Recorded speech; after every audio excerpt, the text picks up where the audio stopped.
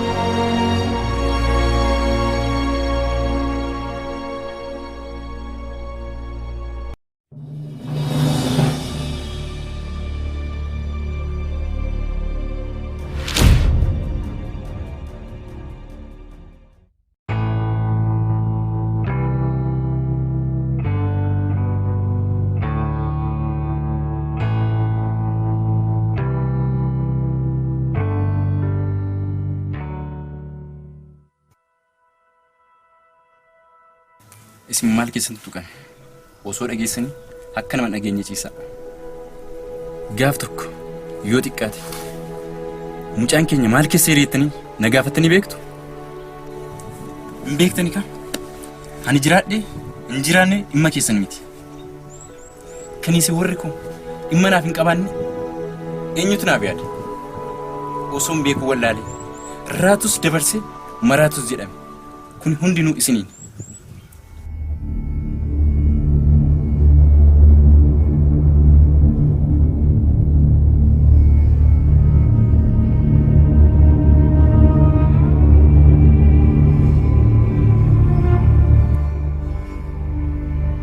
Simona, yoo namni sitti namni jecha namaan dhageessu akkamiin yoo sitti mansiif gala. Warra koo haasofsiisuun cubbuudha moo yakka ta'uu isaati? Kufaatiin koo isaanii. Jireenya har'a jiraachaa jiru kanaaf itti gaafatamummaa fudhachuu kan qaban isaanidha. Argite wanta hundumaa miiraan ijaa murteessinuuf dogoggora uumamuuf illee itti murtaa'ina hin qabnu. Wanta hundumaafiyyuu eenyu bira badiin akka jiru eenyu dhugaa akka qabu osoo addan baasii calistee murteessi. Simona. Ati nama sammuu cimaa qabu taate osoo jirtu dogoggora osoo hojjechuu baatte baay'ee natti tola. Jitu gubaa laphee kooti tokkoyyuu ati naaf hin beekne maaltu kana aarsuu fi maaltu akkana dudubbisaa jiru tokkoyyuu siif hin galle. Kanaafuu na hordofuu kee dhiisiitii jireenya mataa keetii jiraadhu. Maaliif akka namni si qollifatu guyyaa tokkoof gaafattee beektaa? Akka nama tokkotti dhaabbadhuutii of ilaali. namni abbaa faati jaaladu si qofa miti tole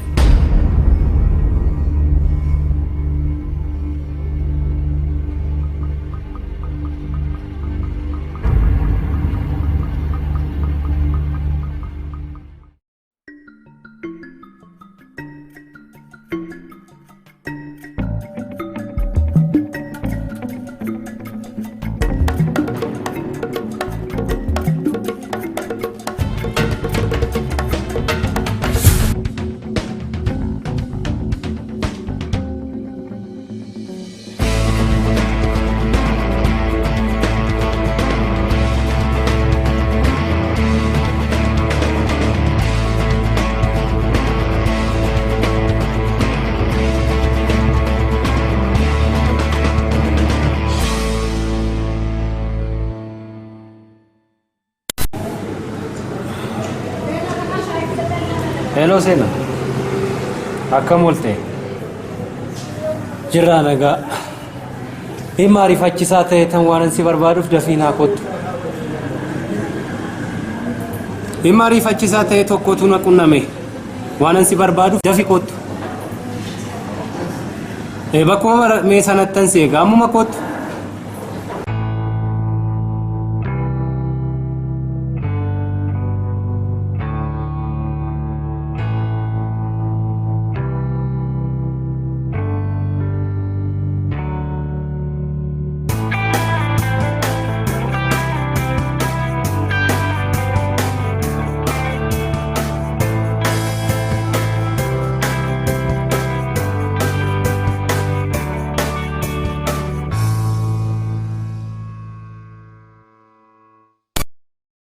Maali dhimma ariifachiisaa maal na barbaadde ariitiidhaan na waamtee Kotteenya Mariella.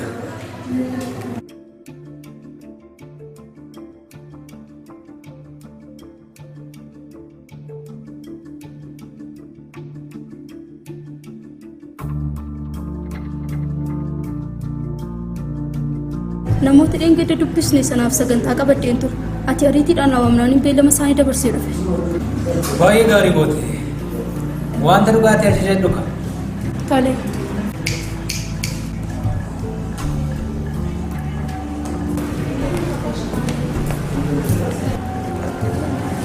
Ajajadhu waan dhugaatii. Waanaaf waa lallaafaa wayii naa fidi. Anaaf immoo shuma baramtee naa fidi. Tole.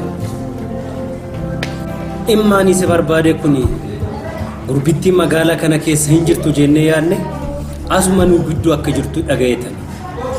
Kanaafu kanarratti waliin dubbannaa jedhee tan si barbaade.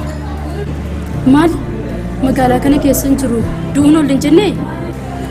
Eeyyeeni kanan beekus kanuma ture. Garuu xuraan koo of na jibbaa jira. Asuma nu gidduu akka jiru shakkiin qabu.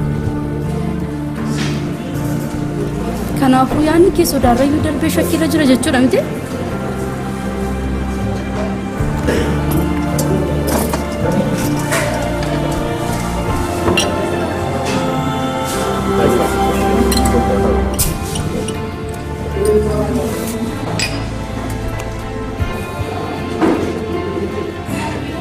Eeyyeeni osoo gurbaan kun kiyyoo tokkollee osoo nutti hin ta'in ofirra faccisu qaba.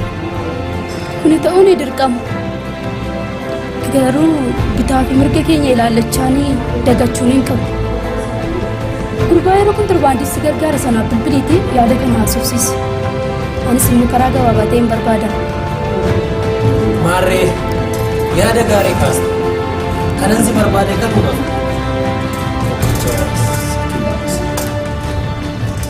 Hello. Tole. Ammumaan dhufa. Isaa fi manatti waliin dubbanna. Ammaaf jedhe.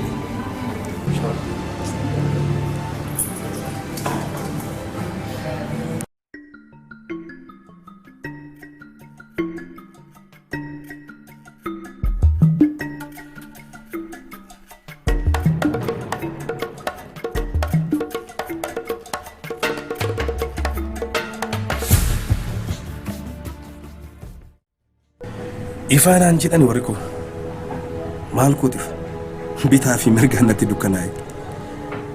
Garuu ana qofaa miti. Hundinuu qobaasa, qobaa nyaata, qobaa murteessa, qobaas deema. Eenyu nagaan? Nama dhiba jireenya ardii kanaa. Haa ta'u akka baraatti bulu.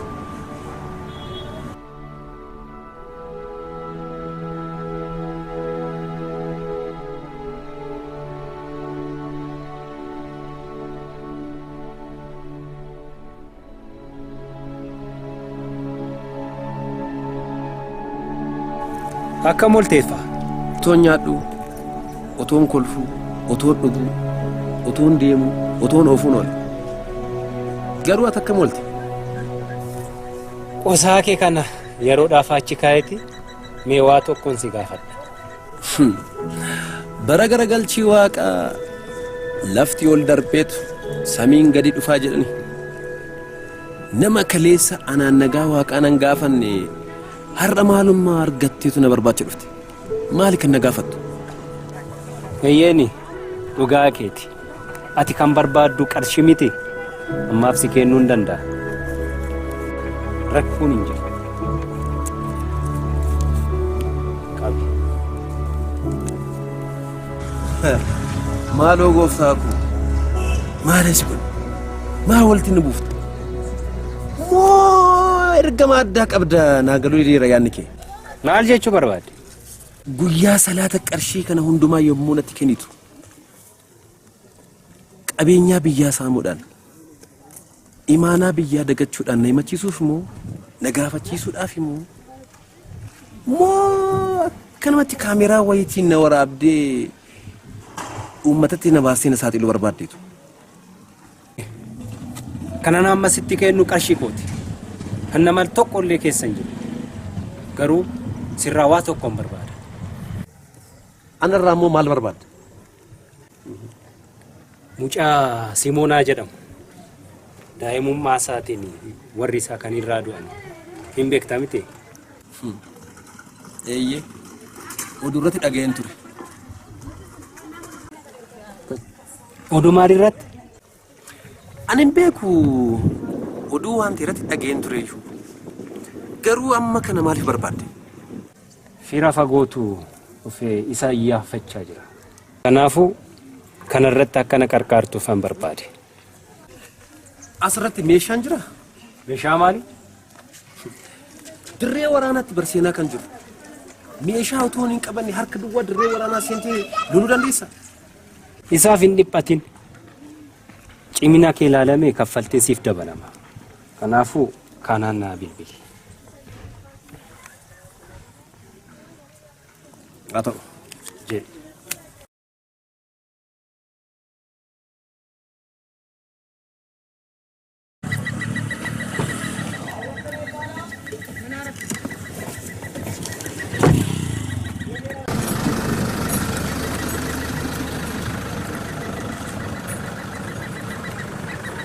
Waaqni qoonqoo uumee otoon tarsaasiin hin bulchu jedhani.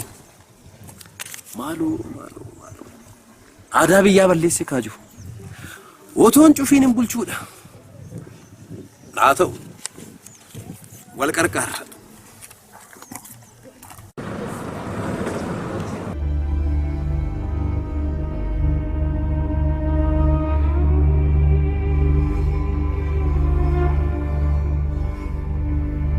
Madaa koo fayyuu didee keessatti eelee eenyuyyuu naaf hin hubanne.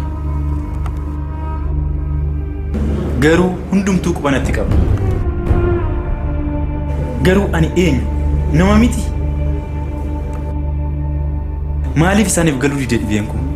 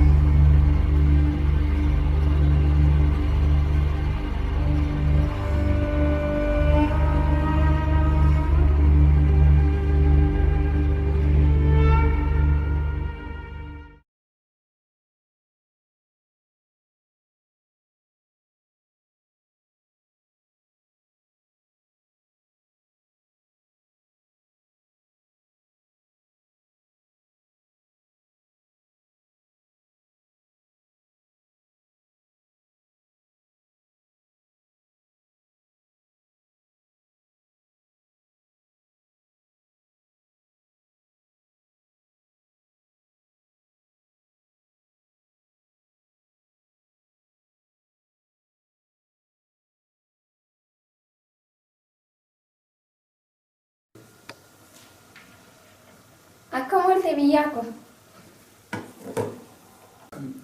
Jirti. Amma erga dhiheen bahe kophaa kee taate miti biyyaa ko? Homaa miti. Anis barreeffama kana irratti immoo kubaa jira.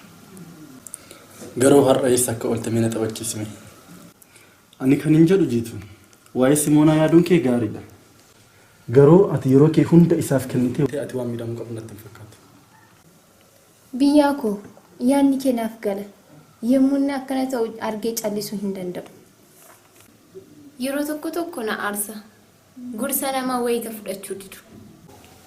Garuu namni tokko bira hin jiru. Kanammoo atis ni beekta. Naaf gala. Ilaalchi ati isaaf qabdu ilaalcha addaa akka ta'e. Darbees akka isa jaallattu hubadheera. Kanaafuu obboleettiin koo tokkittiin wayita qomaashii dhamaatu argee callisuu hin danda'u. Kanaafuu jiitaa koo wanta raawwachuu qabnu hunda waliin raawwanna. Galatoomi biyyaa ko. Ani mataan narraa du'ee jira. Buna eenyuuf aarsa?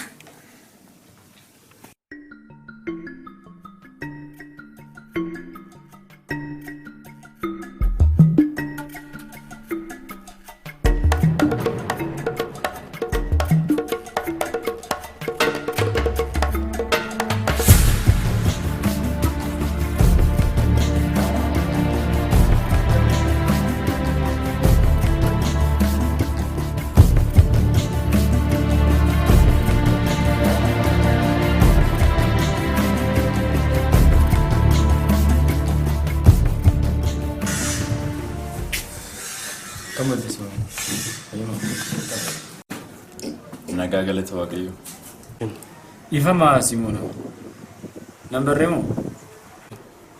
Ifama simbeekni kanan dura wal beekna. Maal maafuu taa'e.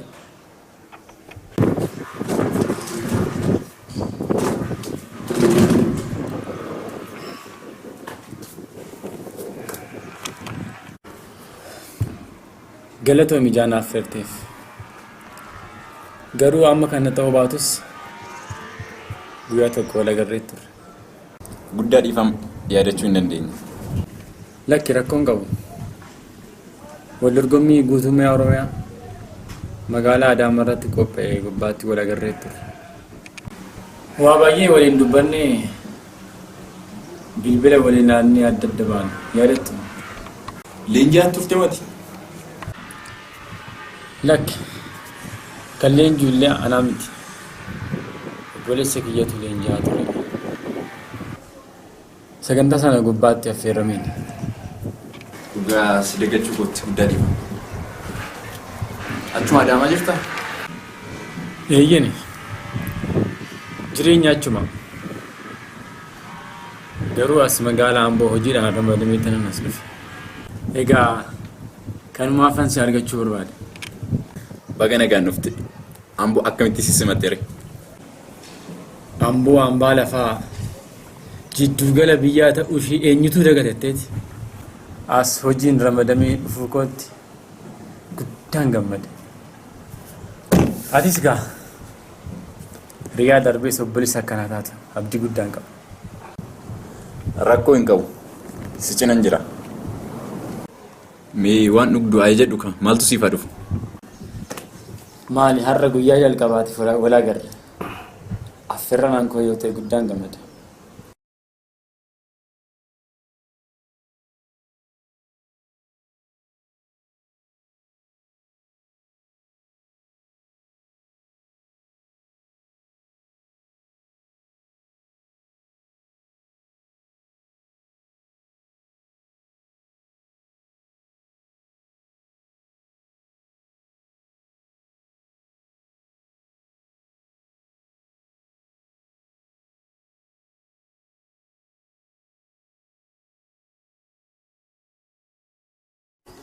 Namuma fardaan barbaadanii otoon dhamayin lukaan argatu jedhee Oromoon utuma si barbaaduun si argate. Anis karaa koo atis karaa keessa deemtuuti wal argine amma kana guddisi. Dhugaa dubbatte karaatu walitti nu fide sanaani waa tokko siin jechuun barbaada. Warri koo anaan ifaanaan jedhanii maqaan naa baasan. Dhugaa dubbachuudhaaf maqaan anaaf ba'e kanaaf hojjechuu dhiisee otoo siif kennamee iftuu otoo sin jedhinatti solaa ture. Isa dhugaan sin jechaa jira. Asama mana keetti qoste jechuudha. Ifam. Dhugaa dubbachuudhaaf shamarran bara kana yeroo miidhagina keessa sinitti himan yeroo waa'ee keessan ol kaasanii dubbatan hin jaalattan. Maaliif akka ta'e garuu naaf hin galu. Namni hunduu miidhagaadha. Tokko ol tokko gadi kan godhe nama malee rabbi miti. Kanaaf osoo dogoggoruu baatte gaariidha. Jechoota mimmiidhagoo dubbachuudhaan otoo dorgomtee namnumti si morkullee hin jiru. Dhugaa waaqaa. Shamarran ganama ka'anii daawwitii fuuldura dhaabbachuudhaan as achi ol gadi jechuudhaan yeroo isaanii guban keessaa ati ishee tokko miti sin beeku. Yeroo hundumaa miidhagina kee eeguun fayyaa keetiif dansaadha. Ani kanan jedhe miidhagina isaaniif namoonni waaqeffamuu barbaadan dogoggoraniiruun jedha. Mee haa ta'u amma garam deemaati jirta? Dhimma wayiin qaba. Haa ta'uu isaa hin dhaqqabda. Amma yookaan sin affeeraa ta'uu baannaan immoo na affeerta. Kanaafuu maal jetta asirratti? Dhiifama guyyaa biraa.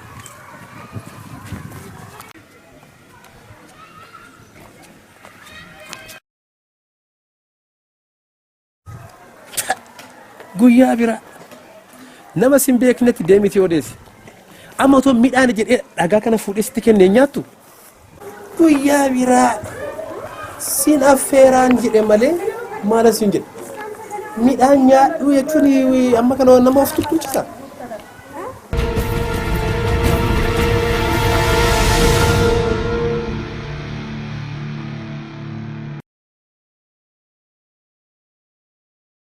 Ani kanan jedhu abdisa wanti qabeenya kana harkifatee harka namaa keessatti hafee hin jiru miti. Eyyeeni hundumaa gara koofi gara maqaa kee jijjiirseen xumureera. Garuu sodaan koo dubaarraa waan tokko akka nutti hin finneen sodaadha. Homaa sodaachuun hin barbaachisu. Waggoota 25 irraa hojjettoota taanii mana kana keessa hojjechaa ture. Har'a garuu warra abbaa qabeenyaa nuyi.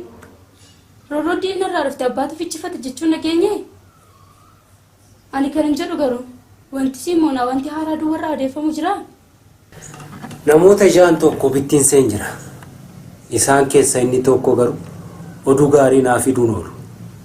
Eeggachaan jira. Maaf akkanan goon? Akka? Namoota doorsisanii magaalaa kana keessa akka inni bu'umaaf hin taasisu. Kun yaada gaariidha.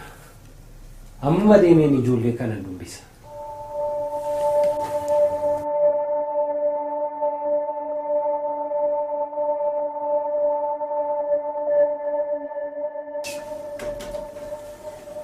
Jedhi ijoollee kanan barbaada jedhi.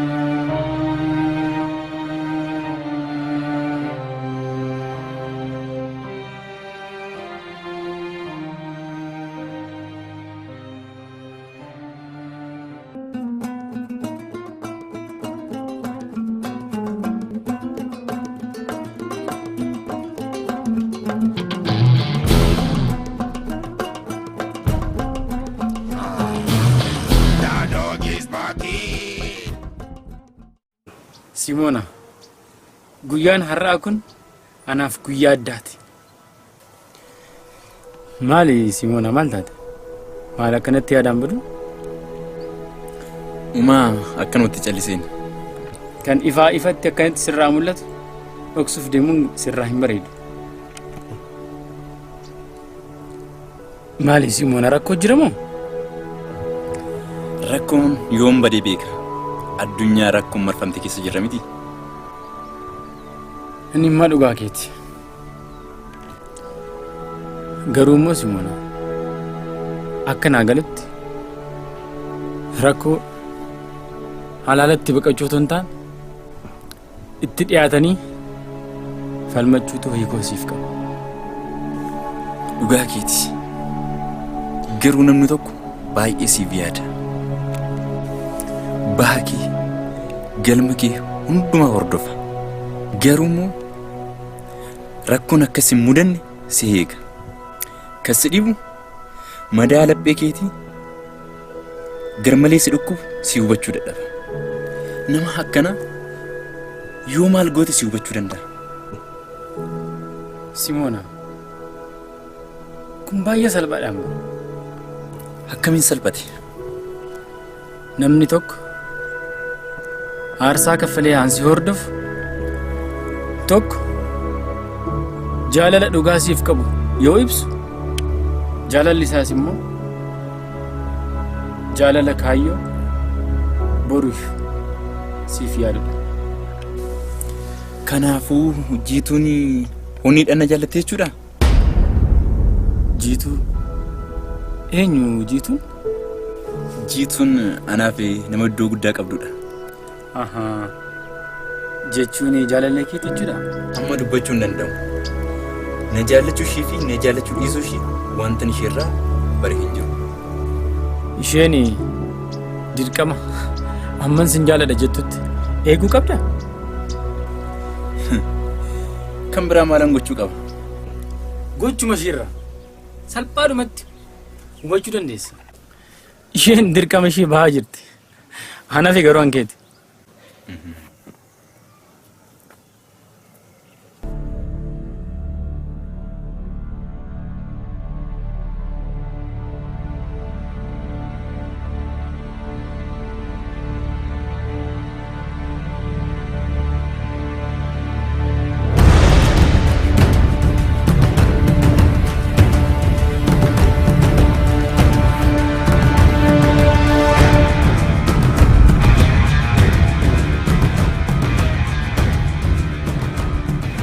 Wanti haaraa maaltu jira?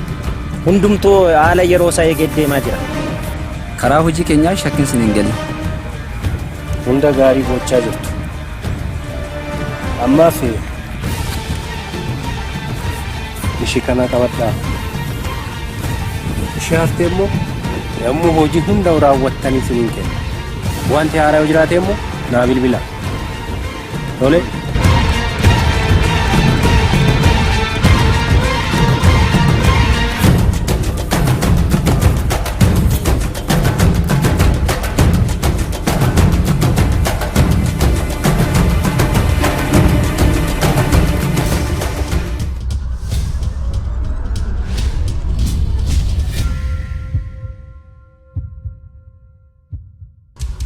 Ayas story.